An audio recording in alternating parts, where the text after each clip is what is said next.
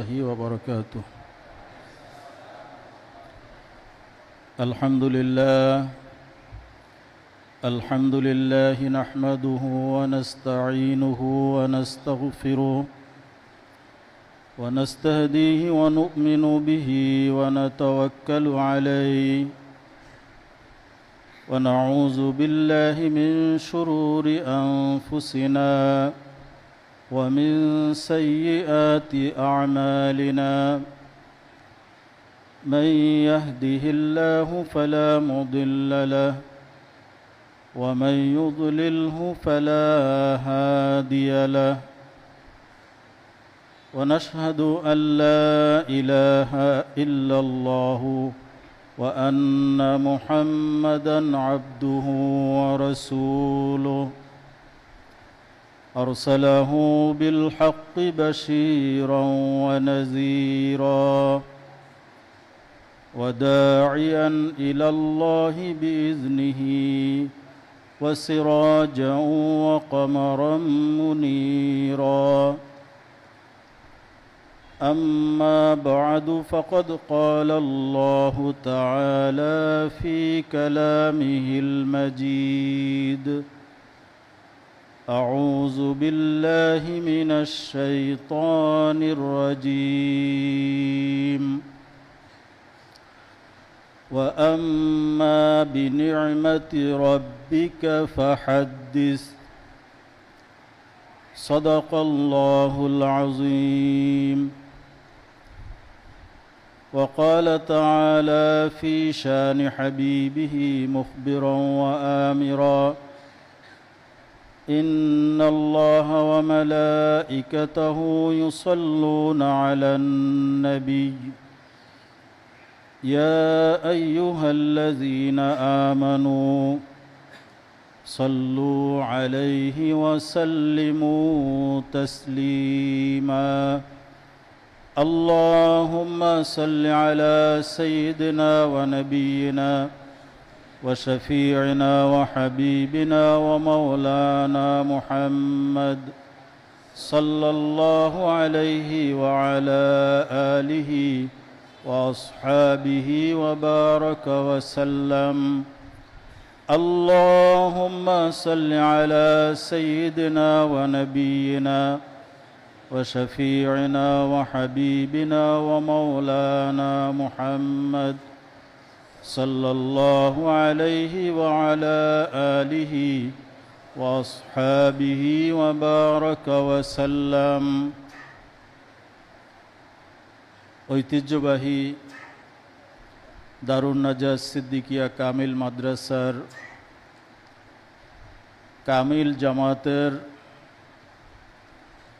বুখারী শরীফ এবং তিরমিজি শরীফের খতম উপলক্ষে আয়োজিত আজকের এই মহতী মাহফিলের সম্মানিত সদরে আঞ্জুমান,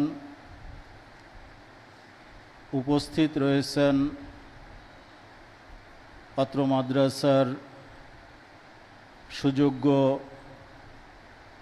কর্ণধার জনাব অধ্যক্ষ সাহেব, আমন্ত্রিত মেহমানবৃন্দ, অত্র মাদ্রাসার সম্মানিত আসাতিজায়ে কেরাম,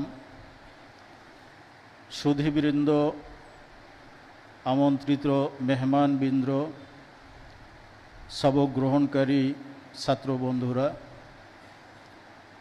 আল্লাহ রব্বুল আলামিনের দরবারে আমরা শুকরিয়া জ্ঞাপন করছি, যিনি এরকম একটি সুন্দর আয়োজন আমাদেরকে করার, এখানে আসার বসার সুযোগ করে দিয়েছেন।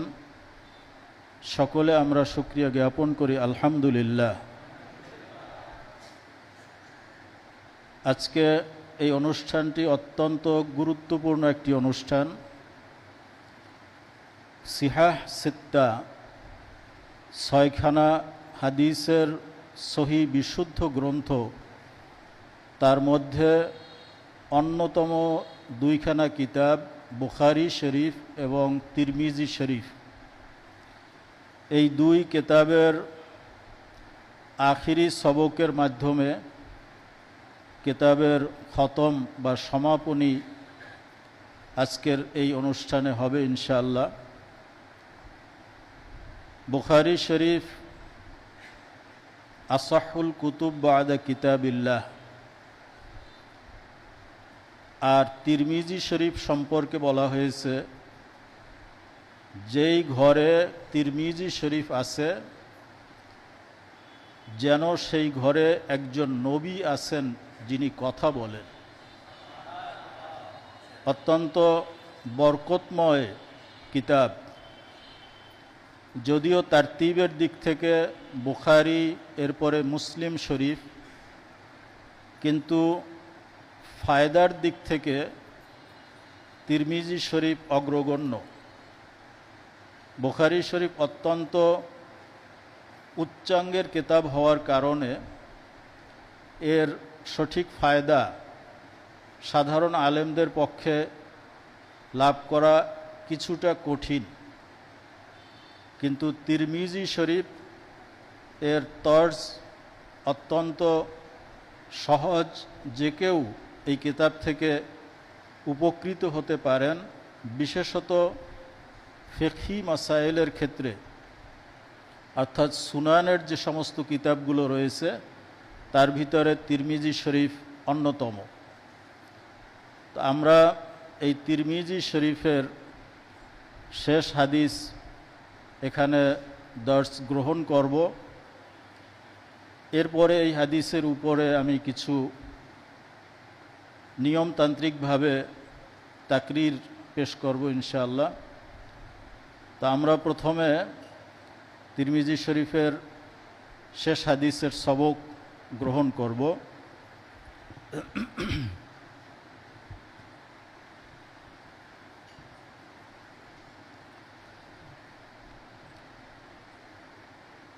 أعوذ بالله من الشيطان الرجيم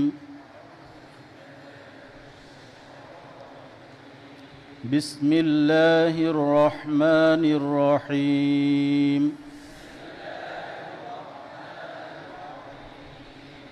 رب اشرح لي صدري ويسر لي أمري واحلل عقدة من لساني يفقه قولي رب زدني علما رب زدني علما رب يسر ولا تعسر وتمم بالخير। আমি হাদিস পড়তেছি, আপনারা শুনবেন। عن أبي هريرة رضي الله تعالى عنه أن رسول الله صلى الله عليه وسلم قال قد أذهب الله عنكم عبية الجاهلية فقرها بالآباء مؤمن تقي وفاجر شقي والناس بنو آدم وآدم من تراب هذا حديث حسن صدق رسول الله صلى الله عليه وسلم اللهم صل على سيدنا محمد النبي الأمي وآله وسلم।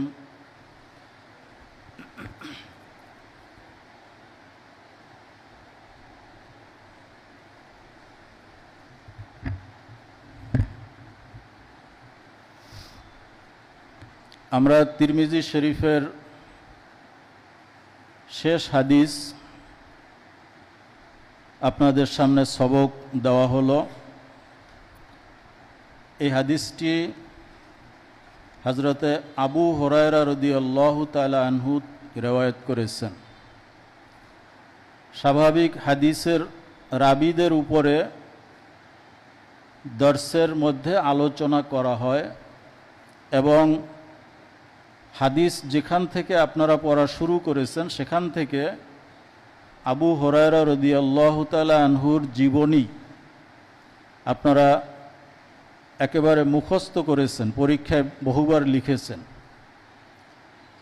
তো আসলে ইমাম তিরমিজি রহমাতুল্লাহি আলাইহি তিনি সর্বশেষ হাদিস এমন এক রাবি থেকে নিয়েছেন, এমন এক সাহাবীর হাদিস দিয়ে তিনি কিতাবের সমাপ্তি টেনেছেন, যিনি আকসারুস সাহাবাতে রিওয়ায়াতান, সমস্ত সাহাবাই কিরামের মধ্যে সর্বাধিক হাদিস বর্ণনাকারী। পরিসংখ্যানে দেখা গেছে আল কুতুবুত তিসআ, অর্থাৎ হাদিসের বিখ্যাত যে 9টি কিতাব আছে, এই কিতাবের ভিতরে আবু হুরায়রা রাদিয়াল্লাহু তাআলা আনহু থেকে 8740টি হাদিস বর্ণিত হয়েছে, যেটা পার্সেন্টেজ করলে পরে এই কিতাবের যত হাদিস আছে তার 14% হাদিস একজন সাহাবী থেকে বর্ণিত, আবু হুরায়রা রাদিয়াল্লাহু তাআলা আনহু। আবু হুরায়রা রাদিয়াল্লাহু তাআলা আনহু নিজেই রওয়ায়াত করেছেন যে সাহাবায়ে কেরামের ভিতরে তিনি সবচেয়ে বেশি হাদিস রওয়ায়াত করেছেন, অথচ তিনি সাহাবায়ে কেরামের মধ্যে নবীজির সোহবত সবচেয়ে বেশি লাভ করেন নাই। যেমন আবু বকর সিদ্দিক রাদিয়াল্লাহু তাআলা আনহু, যিনি নবীজিকে নবুয়তের জিন্দেগির শুরু থেকে শেষ পর্যন্ত এই 23 বছরের নবুয়তের জিন্দেগি তিনি নবীজির কাছে থেকে প্রত্যক্ষ করেছেন, নবীজির সোহবত লাভে ধন্য হয়েছেন। এরকম বহু সাহাবী যারা রাসূল পাক সাল্লাল্লাহু আলাইহি ওয়াসাল্লামকে সুদীর্ঘ সময় কাছে পেয়েছেন, কাছে থেকে দেখার সৌভাগ্য হয়েছে, কিন্তু সমস্ত সাহাবীদের ভিতরে আবু হুরায়রা রাদিয়াল্লাহু তাআলা আনহু সবচেয়ে বেশি হাদিস রওয়ায়াত করেছেন। ওনার জীবনীতে যেটা পাওয়া যায়, উনি মুসলমান হয়েছেন 7ম হিজরিতে, খায়বারের যুদ্ধের সময়। এরপরে নবীজি 8ম, 9ম, 10ম হিজরিতে রাসূল পাক সাল্লাল্লাহু আলাইহি ওয়াসাল্লাম দুনিয়া থেকে বিদায় নিয়েছেন। এই সামান্য সময়ের ভিতরে তিনি কিভাবে সবচেয়ে বেশি হাদিস বর্ণনা করেছেন, এখানে মূলত আমাদের যারা হাদিস আমরা পড়ি, ছাত্র আমরা, আমাদের জন্য বড় উদাহরণ, বড় শিক্ষা নিহিত আছে। আবু হুরায়রা রাদিয়াল্লাহু তাআলা আনহু নিজেই জবাব দিয়েছেন যে মানুষ বলে আকসারা আবু হুরায়রা, আবু হুরায়রা খুব বেশি হাদিস বর্ণনা করতেছে। এটা তার বিরুদ্ধে অভিযোগ তার ইন্তেকালের পরে না, তিনি যখন জীবিত তখনই অন্যান্য সাহাবায়ে কেরাম আবু হুরায়রার ব্যাপারে এই অভিযোগ করেছিলেন যে তিনি বেশি হাদিস রওয়ায়াত করতেছেন। তো আবু হুরায়রা রাদিয়াল্লাহু তাআলা আনহু তিনি এর জবাব দিয়েছেন যে আমি কেন বেশি হাদিস রওয়ায়াত করেছি। এক রিওয়ায়াতে আসছে যে হযরতে আয়েশা সিদ্দিকা রাদিয়াল্লাহু তাআলা আনহা তিনি আবু হুরায়রা রাদিয়াল্লাহু তাআলা আনহুকে বলেছিলেন, ইন্নাকা লা তুহাদ্দিসু আনিন নবিয়্যি সাল্লাল্লাহু আলাইহি ওয়াসাল্লাম আহাদিসা মা সামি'তুহা মিনহু, যে তুমি রাসূল পাক সাল্লাল্লাহু আলাইহি ওয়াসাল্লাম থেকে এমন কিছু হাদিস বর্ণনা করো যেটা আমি আয়েশা কোনোদিন শুনি নাই। আবু হুরায়রা কি জবাব দিয়েছিলেন, আদবের সাথে তিনি সত্য কথাটা বলেছেন, ইয়া উম্মা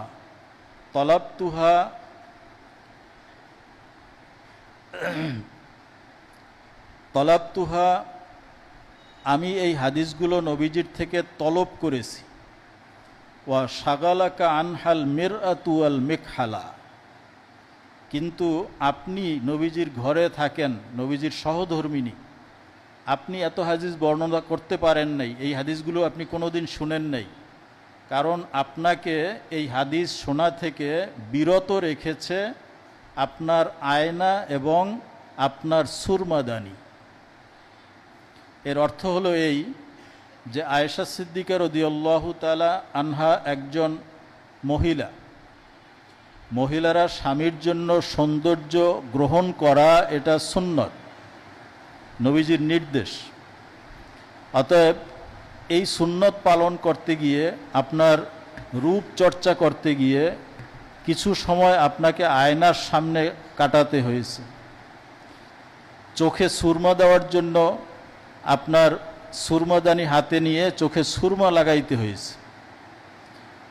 তো এই আয়না এবং সুরমাদানি আপনাকে ওই হাদিস শোনা থেকে বিরত রেখেছে যে হাদিস আমি নবীজির থেকে শুনেছি। আবু হুরায়রা রাদিয়াল্লাহু তাআলা আনহু নবীজির সাথে একেবারে ছায়ার মতো থাকতেন।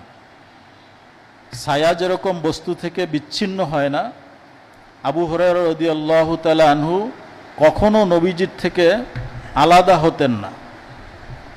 অন্য জায়গায় তিনি বলেছেন যে আমার আনসার ভাই যারা, তারা তাদের কৃষি কাজ নিয়ে ব্যস্ত থাকে, আর মুহাজির যারা তারা তাদের ব্যবসা বাণিজ্য নিয়ে ব্যস্ত থাকে, কিন্তু আমি আবু হুরায়রা আমার ক্ষুধা নিয়ে আমি হাদিস চর্চার জন্য মসজিদে পড়ে থাকি।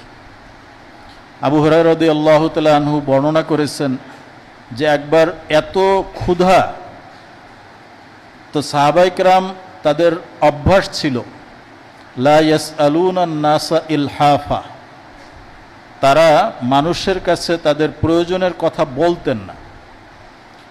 আবু হুরায়রা রাদিয়াল্লাহু তাআলা আনহু চিন্তা করলেন, এখন এই মুহূর্তে যদি আমাকে কেউ দাওয়াত দিয়ে একটু খাবারের ব্যবস্থা করত।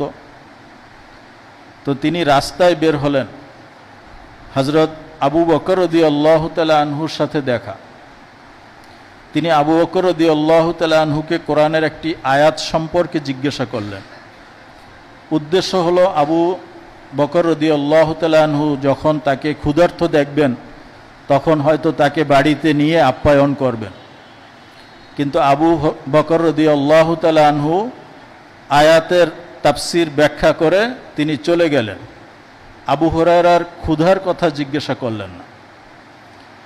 এরপরে ওমর রাদিয়াল্লাহু তাআলা আনহু আসলেন, তাকেও তিনি একটি আয়াত জিজ্ঞাসা করলেন।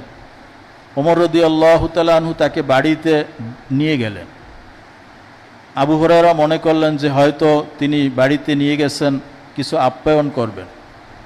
ওমর রাদিয়াল্লাহু তাআলা আনহু তার ঘর থেকে ওই কোরআনের আয়াত যেটা তার কাছে লেখা ছিল সেটা নিয়ে এসে আবু হুরায়রাকে দেখাইলেন যে তুমি যেই আয়াত সম্পর্কে জিজ্ঞাসা করছো, এই আয়াত আমি সেটা লিখে রেখেছি। তো ওনাকে ওই আয়াতটা পড়াইয়ে দিলেন, বুঝিয়ে দিলেন, এরপরে তাকে বিদায় দিয়ে দিলেন। আবু হুরায়রা আবার রাস্তায় বের হলেন। ওমর রাদিয়াল্লাহু তাআলা আনহুর বাড়ি থেকে বের হয়ে কিছু দূর যাওয়ার পরেই তিনি বলেন যে আমি উপর হয়ে সেখানে রাস্তার উপরে পড়ে গেলাম, এত ক্ষুধার্ত ছিলাম। কিছুক্ষণ পরে আমি লক্ষ্য করলাম যে একটা লোক আমার মাথার উপরে হাত বুলাচ্ছেন। আমি চোখ মেলে তাকিয়ে দেখলাম যে রাসূল পাক সাল্লাল্লাহু আলাইহি ওয়াসাল্লাম আমার মাথায় হাত রেখেছেন, যে আবু হুরায়রা তুমি এখানে পড়ে আসো। নবীজি ধরে আমাকে উঠাইলেন। এরপরে আমাকে ধরে তিনি বাসায় নিয়ে গেলেন। নিয়ে যাওয়ার পরে ঘরে মাত্র এক পেয়ালা দুধ ছিল। নবীজি বললেন যে তোমার মতো আসহাবে সোফা যারা সবাই তো ক্ষুধার্ত, সকলকে ডাকো। তো আবু হুরায়রা রাদিয়াল্লাহু তাআলা আনহুর যে একটু আশা হয়েছিল যে নবীজি এক পেয়ালা দুধ আনছেন, হয়তো সেখান থেকে তাকে কিছু দুধ পান করাবেন, তার ক্ষুধা নিবৃত হবে, কিন্তু তার আশা ভঙ্গ হয়ে গেল।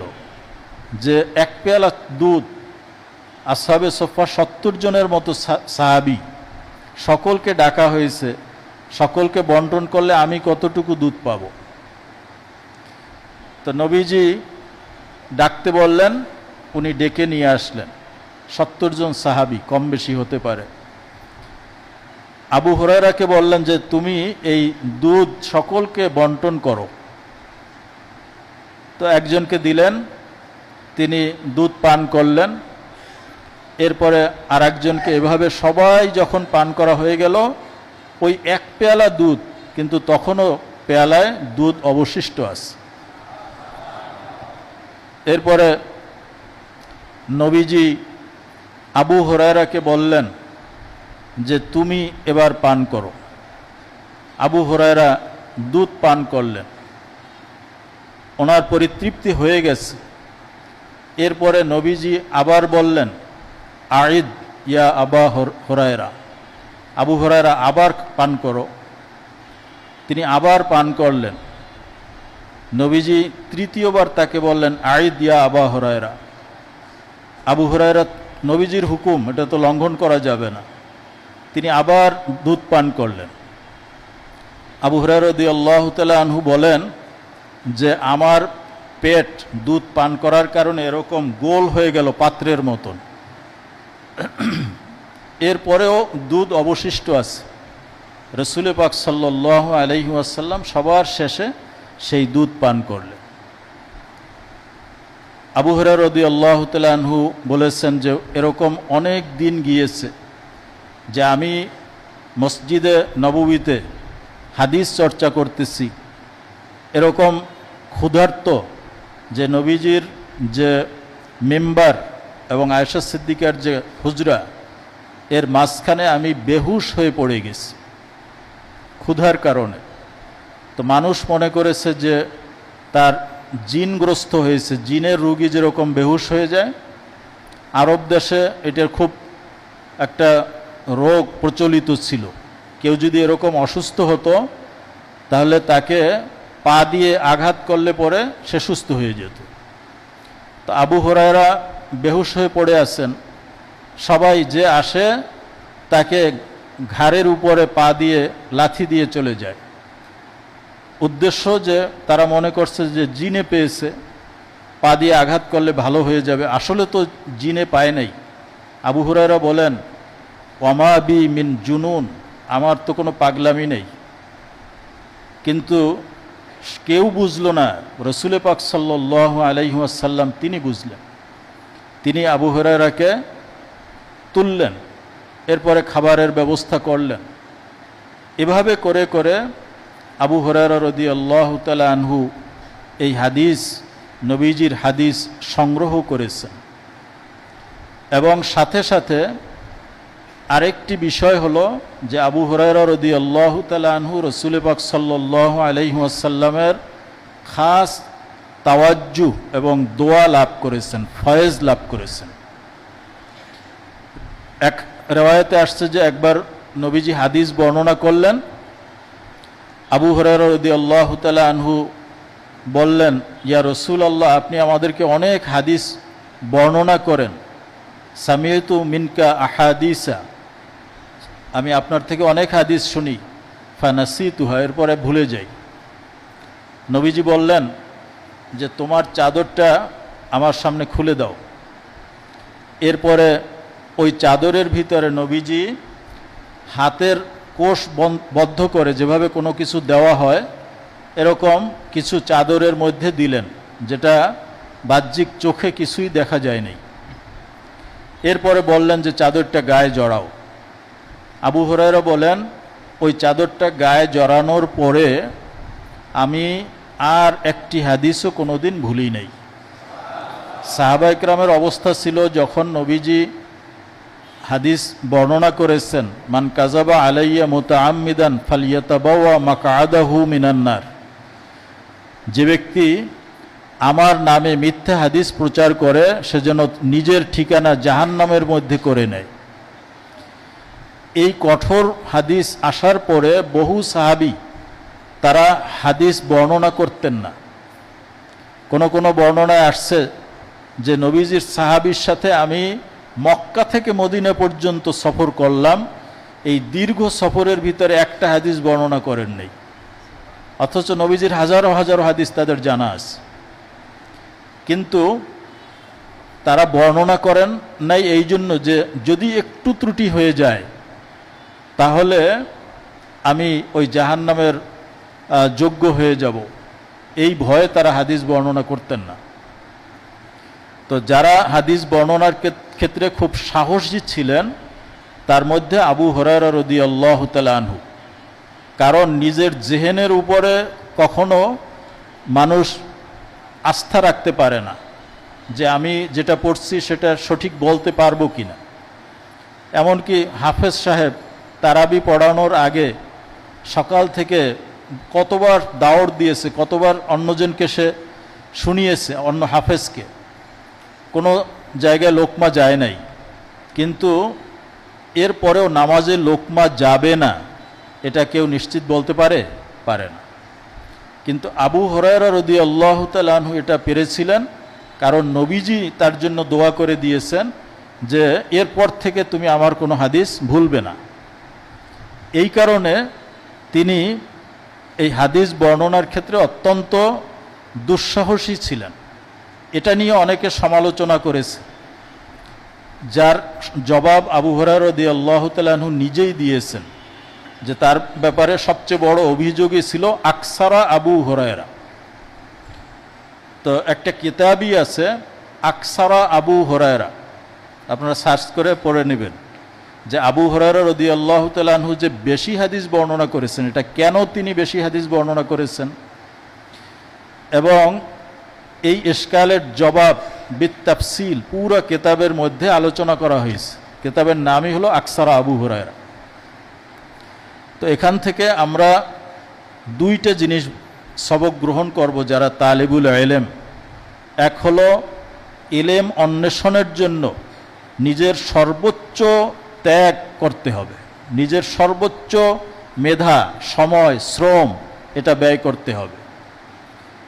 বলা হয়েছে যে ইলম হলো সবচেয়ে কৃপণ।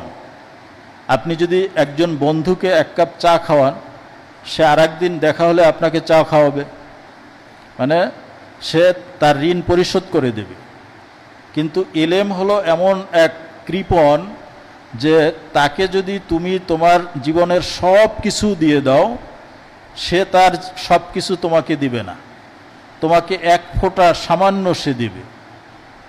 যেমন একজন মানুষ তার জীবনের 60-70 বছর ইলমের জন্য ওয়াকফ করলো, সমস্ত সময় সে ওয়াকফ করে দিল। বিগত যুগের সালফে সালেহিনের মধ্যে এরকম বহু উদাহরণ আছে যে যারা জীবনে বিবাহই করেন নাই ইলমের জন্য। এই যে তাফসিরে কাশফ লেখছেন জমকশারি, তিনি জীবনে বিবাহ করেন নাই, জারুল্লাহ ওই মক্কা শরীফের পাশেই জীবন কাটিয়ে দিয়েছে।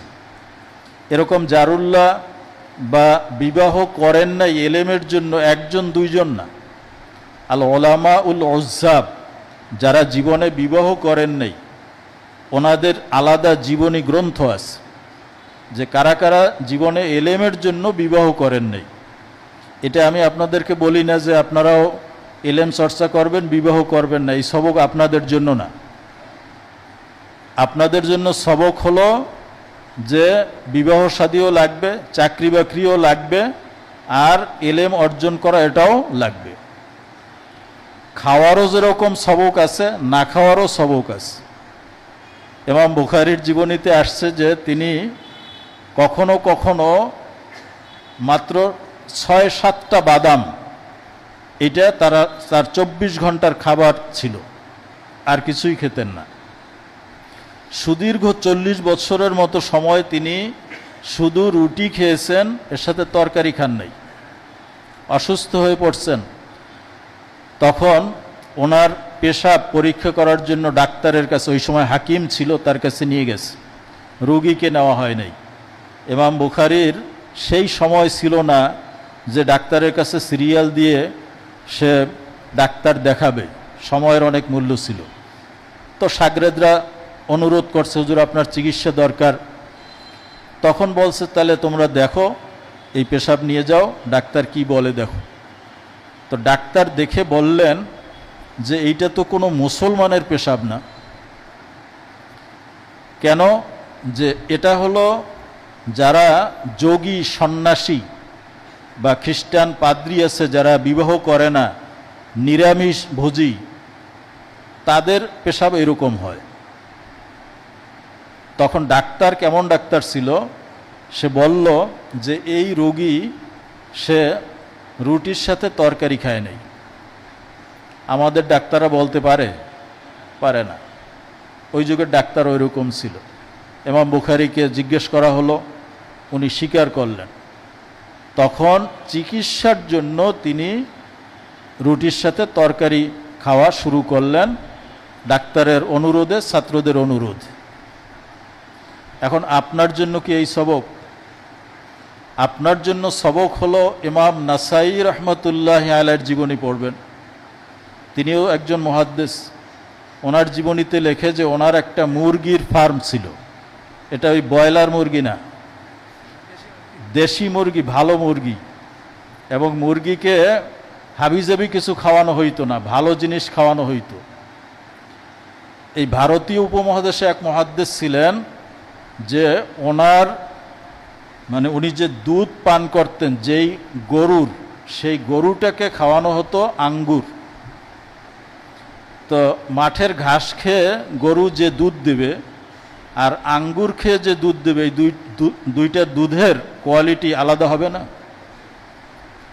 তো ইমাম নাসাইর মুরগির ফার্ম ছিল, তিনি ডেইলি একটা করে মুরগি তার লাগতো। আমরা বাসায় সপ্তাহে বা 2 সপ্তাহ পরে একটা ওই ফার্মের মুরগি নিয়ে আসা হয়। সেটা যদি ফ্যামিলিতে 5 জন থাকে, সবাই মিলে ভাগ করে 2 ওয়াক্ত বা 3 ওয়াক্ত খাই। আর ওনার ডেইলি একটা মুরগি লাগতো। অতএব এক্ষেত্রে আপনি ইমাম নাসাই রহমতুল্লাহ আলাইহির অনুসরণ করেন। আর পড়াশোনার ক্ষেত্রে ইমাম বুখারীর অনুসরণ করেন, অসুবিধা নেই। যে কথা বলছিলাম, আসলে আমাদের অনেক সময় নসিহত শুনে এমন মন গলে যায়, কিন্তু ওইটা স্থায়িত্ব হয় না। মনে হয় যেন এই নসিহত শোনার পরে কালকে থেকেই আমি ইমাম বুখারীর মতো পড়া শুরু করব। কিন্তু সর্বোচ্চ 1 রাত্র 2 রাত্র, সবে দিগার নমি মানত, এরপরে আর এটা থাকে না। তো এই জন্য প্রত্যেকটা কাজের ধারাবাহিকতা থাকতে হবে। তো আবু হুরায়রা রাদিয়াল্লাহু তাআলা আনহুর জীবনী থেকে আমাদের শিক্ষা যে ইলমের জন্য সর্বোচ্চ ব্যয় করতে হবে। ইলম এর জন্য যদি আপনি সর্বোচ্চ ব্যয় করেন, ইলম আপনাকে 1 ফোঁটা দান করবে। ওয়ামা উতীতুম মিনাল ইলমি ইল্লা কলিলা। খিজির আলাইহিস সালাম এবং মুসা আলাইহিস সালামের ঘটনা, ওনারা যখন 2 জন, লম্বা ঘটনা, নদী পার হচ্ছিলেন, তো ওই নৌকার উপরে একটা পাখি এসে বসছে। হতে পারে সেটা চড়ুই পাখি বা এরকম ছোট কোনো পাখি। ওই পাখিটা সমুদ্রের থেকে একটু পানি নেয়, আবার ওই নৌকার উপরে বসে। একটা চড়ুই পাখি ঠোঁটে করে একবারে কতটুকু পানি নিতে পারে? তখন খিজির আলাইহিস সালাম বললেন, হে মুসা, আল্লাহ আপনাকে একটা ইলম দিয়েছেন যে ইলম আল্লাহ আমাকে দেন নাই। আর আমাকে আল্লাহ একটা ইলম দিয়েছেন, খিজির আলাইহিস সালামকে আল্লাহ ইলমে লাদুন্নি দিয়েছিলেন, যে ইলম আল্লাহ আপনাকে দেন নাই। তবে আমাদের 2 জনের ইলমকে যদি একত্রিত করা হয়, তাহলে সেটা আল্লাহর ইলমের সামনে ততটুকু নয় এই মহাসমুদ্রের থেকে পাখি তার ঠোঁটে করে যতটুকু নিয়ে আসছে। অতএব ইলমের জন্য যদি আপনি সব দেন, ইলম এত কৃপণ, আপনাকে সে 1 ফোঁটার কয়েক হাজার ভাগের 1 ভাগ দেবে। এই জন্য ইলমের জন্য ত্যাগ স্বীকার করতে হবে। আগের যুগের ওলামায়ে কেরাম তারা কত কষ্ট করে ইলম হাসিল করেছেন। ইমাম বুখারীর জীবনীতে আছে যে বহুবার তার গাছের পাতা খেতে হয়েছে। একবার এরকম হয়েছে যে গাছের পাতা নাই, সব মানুষ গাছের পাতা খেয়ে ফেলছে। উনি চিন্তা করলেন যে নদীর পাড়ে গিয়ে দেখি ওখানে হয়তো গাছ থাকতে পারে। গিয়ে দেখেন যে ওখানে আগেই বহু লোক জমা আছে, গাছের পাতা সব খাওয়া শেষ। উনি নিরুপায় হয়ে মসজিদে এসে বসলেন। তো মসজিদে এসে বসার পরে তখন এক লোক মসজিদে আসছেন, মুসাফির। উনি এসে ওখানে বসে রুটি গোশত খাইতেছেন। উনি ক্ষুধার্ত, তো ক্ষুধার্ত লোকের সামনে বসে খাইলে তারও খেতে মনে চায়। তো ওই লোকটা ইমাম বুখারীকে দেখে ডাকলেন, ডাকার পরে তাকে শরিক করলেন। তো ইমাম বুখারী খাওয়ার পরে উনি জিজ্ঞাসা করলেন যে এই এলাকায় একজন ছাত্র আছে, তালিবুল ইলম, বুখারা থেকে আসছে, মুহাম্মদ ইবনে ইসমাইল, তাকে কি চেনেন? তো বলছে কেন? তো বলছে যে তার মা বাড়ি থেকে কিছু টাকা পাঠাইছেন, দেওয়ার জন্য তাকে আমি খুঁজতেছি। তো বলছে যে আপনি তাকে খুঁজতেছেন, আমি হলাম সেই মুহাম্মদ ইবনে ইসমাইল, বুখারা আমার বাড়ি।